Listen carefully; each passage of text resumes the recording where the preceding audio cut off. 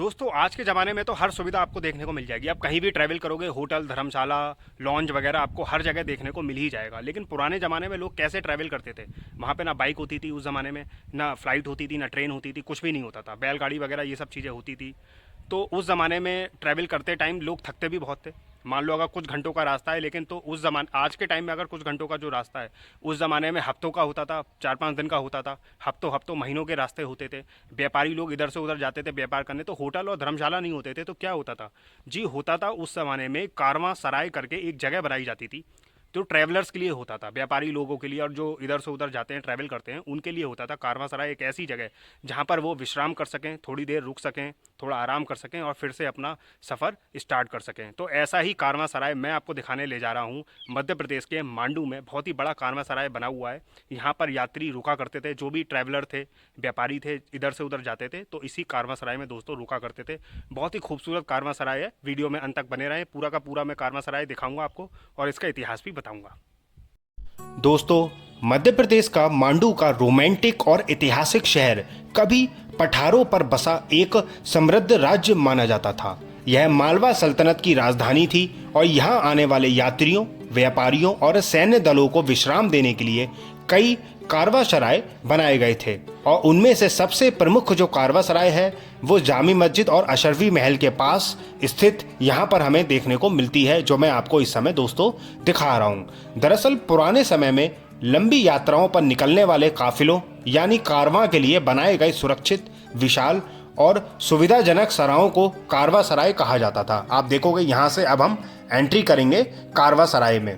दोस्तों, ये जो कारवांसराय है, जैसे आज के समय में तो होटल होते हैं, लोग इधर से उधर ट्रैवल करते हैं तो होटलों में रुकते हैं, धर्मशालाओं में रुकते हैं। तो उस ज़माने का कुछ इस तरीके का धर्मशाला टाइप बनाया जाता था, जिसको कारवांसराय बोला जाता था। तो आप देखोगे पूरा ये पत्थरों का बना हुआ हमें देखने को मिलेगा। और इसमें वैसे तो ये इसलिए बनाया जाता था क्योंकि यहाँ पे जैसे आराम करने, रात बिताना होता था, अपने माल सामान की सुरक्षा, जो व्यापारी एक जगह से दूसरी जगह जाते थे तो अपना जो माल वगैरह है उसकी सुरक्षा भी हो और वो रहने को भी उन्हें एक ठिकाना मिल जाए, पानी और खाने की व्यवस्था के लिए भी यहाँ पर ये उपयोग में आता था। तो आप देखोगे काफ़ी विशाल ये कारवांसराय यहाँ पर आपको बना हुआ देखने को मिलेगा, जिसका आपको एक बहुत ही बड़ा एक आंगन आपको बना हुआ दिखेगा, जहाँ पर आपको ग्रीनरी देखने को दोस्तों मिल जाएगी। अगर हम इस कारवांसराय का निर्माण की बात करें तो इसका निर्माण लगभग 15वीं शताब्दी में मालवा सल्तनत के शासनकाल में हुआ था। होशांग शाह और उसके बाद को शासकों, विशेषकर महमूद खिलजी जो प्रथम थे, उनके समय में मांडू एक व्यापारिक और सैनिक दृष्टि से भी बेहद महत्वपूर्ण शहर बन गया था। और इसी समय यात्रियों की सुरक्षा के लिए यह कारवांसराय दोस्तों तैयार किया गया था। यहाँ पर आप देखोगे भी पत्थरों से बनी बनी ऊंची सुरक्षा दीवारें आप देखोगे, जो मैंने आपकी बाहर आपको दिखाई थी एंट्री करने से पहले। और उसके बाद अंदर आप देखोगे यहाँ पर कई सारे कमरे भरे हुए देखने को मिलेंगे। पानी की व्यवस्था आपको देखने को मिल जाएगी। एक छोटा सा यहाँ पर कुंड भी देखने को मिलेगा, जो साफ दर्शाता है कि पानी की भी एक जमाने में यहाँ पर उत्तम व्यवस्था देखने को मिलती थी। यहाँ पर कई सारे आपको कमरे भी देखने को मिलेंगे, जो मैं आपको दिखाऊंगा भी। यहाँ पर आप देखोगे तो पूरा का पूरा जो है दोस्तों ये पत्थरों से बना हुआ है, विशाल आंगन है, ग्रीनरी आप देखोगे चारों तरफ देखने को मिल जाएगी। घोड़ों और ऊँटों को बांधने के स्थान भी यहाँ पे देखने को मिलेंगे। यात्रियों के लिए रहने के कमरे तो हैं ही हैं, सामने आप देख सकते हो कई सारे कमरे हैं, अनेकों कमरे हैं। अनाज, मसालों और माल सामान रखने के लिए भी गोदाम वगैरह बने हुए देखने को मिलेंगे। अब यहाँ पर आप देखोगे कई सारे कमरे हैं। इससे ये पता लगाना मुश्किल है आज के समय में कि कौन सा गोदाम माना जाता था जहाँ पे माल और सामान रखा जाता था, और कौन सा जो है वो रहने के लिए था। तो इसका पता लगाना बहुत ही मुश्किल है। लेकिन आप देखोगे तो कई सारे कमरे हैं और लाइन से कमरे ही कमरे यहाँ पर नजर आएंगे। मैं अंदर आपको अगर कमरे के ले जाऊं तो आप देखोगे ये पूरा का पूरा दोस्तों जो कमरा है वो पत्थरों से बना हुआ देखने को मिलेगा, जो मैं बार बार आपको बता भी चुका हूं। और आप देखो पिलर वगैरह लगे हुए मिलेंगे इसमें। तो ये पिलर पे जो है पूरा का पूरा जो रूम है वो टिका हुआ है, बल्कि पूरा कारवांसराय ही पिलरों पे टिका हुआ देखने को मिलेगा।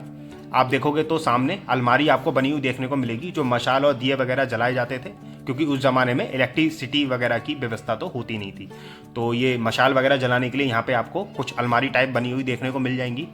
और कमरा आप देखोगे कुछ इस तरीके का कमरा आपको ये देखने को मिलेगा।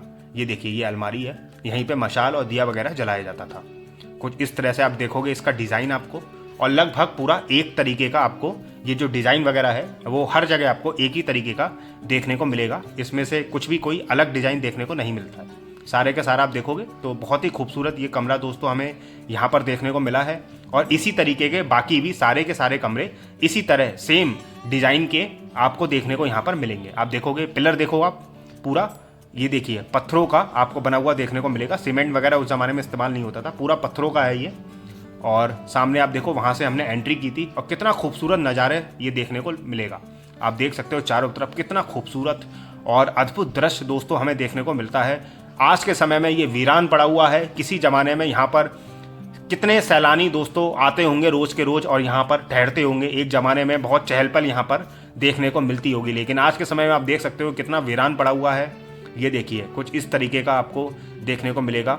मैं आपको नज़दीक से और दिखाने की कोशिश कर रहा हूँ। और ग्रीनरी तो देखोगे ही देखोगे आप देखोगे उधर हम गए थे, उस कमरे से हमने एंट्री की थी। अब मैं आपको दूसरी तरफ ले जा रहा हूँ, दूसरे कमरे में एंट्री करने के बाद दोस्तों हम देखेंगे यहाँ पर सेम डिज़ाइन और सेम जो स्पेस वगैरह है वो सब कुछ सेम ही है। इससे ये अंदाज़ा लगाया जा सकता है कि सारे के सारे जो कमरे हैं वो सेम है।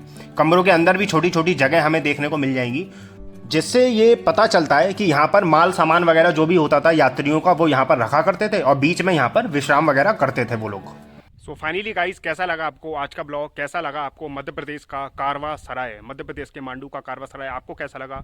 इससे पहले इस बारे में क्या आप जानते थे? आप कमेंट करके जरूर बताएं। वीडियो को लाइक करो, ज़्यादा से ज़्यादा वीडियो को शेयर करो, लोगों को इस रोचक चीज़ के बारे में पता चले। फिर मिलेंगे नए ब्लॉग के साथ, तब तक के लिए bye bye and take care.